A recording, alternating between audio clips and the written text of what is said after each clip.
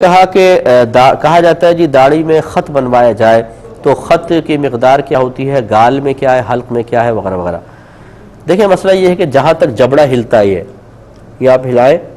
اس کے اوپر جو بال ہیں وہ داڑھی کہلائیں گی۔ تو جہاں تک جبڑا ہل رہا ہے اس کے اوپر کے جو بال ہیں ان کو آپ صاف بالکل کروا سکتے ہیں، بلکہ کروا دینا چاہیے اگر بدنما محسوس ہو رہے ہوں تو۔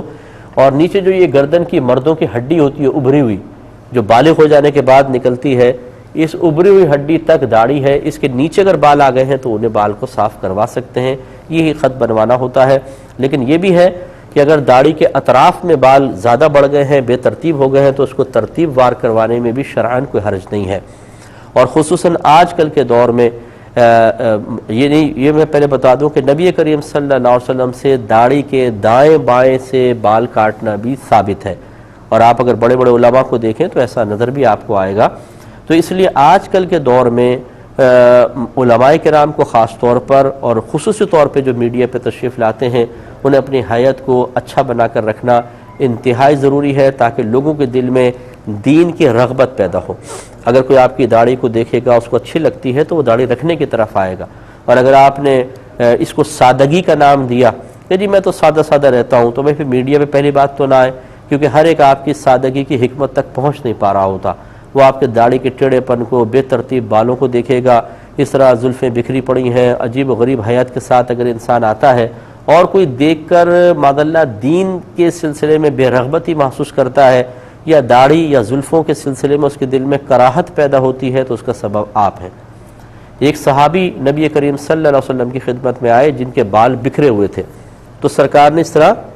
اشارہ فرمایا، حدیث میں کہ سرکار نے اشارہ فرمایا، وہ گئے اور بال بنا کر آئے، تو رحمت کونین صلی اللہ علیہ وسلم نے ارشاد فرمایا کیا یہ اس سے بہتر نہیں ہے کہ کوئی اس طرح بال بکھیر کر آتا ہے گویا کہ وہ شیطان ہے۔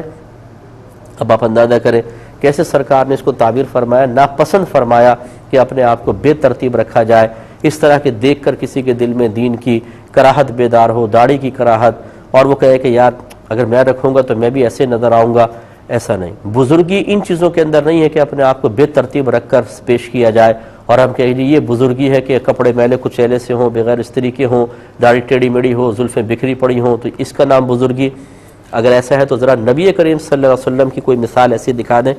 میرے آقا صلی اللہ علیہ وسلم صاف ستھرا لباس پہنتے تھے، ریش مبارکہ میں کنگھا فرماتے تھے، زلفوں میں تیل لگایا کرتے تھے، انہیں کنگھا کیا کرتے تھے، یہ سب ثابت ہے۔ تو اس کا مطلب یہ ہے کہ یہ ظاہری، جس کو آپ ظاہری زینت کہہ لیجئے، جو بالکل ایک انسان کو باوقار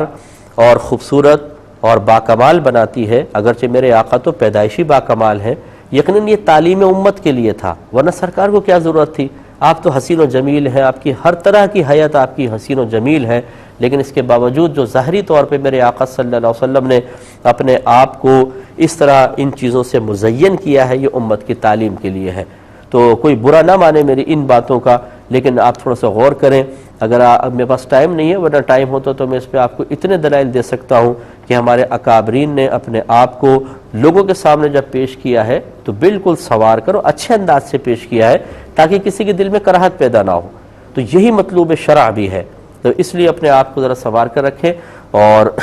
جیسے بھائی نے پوچھا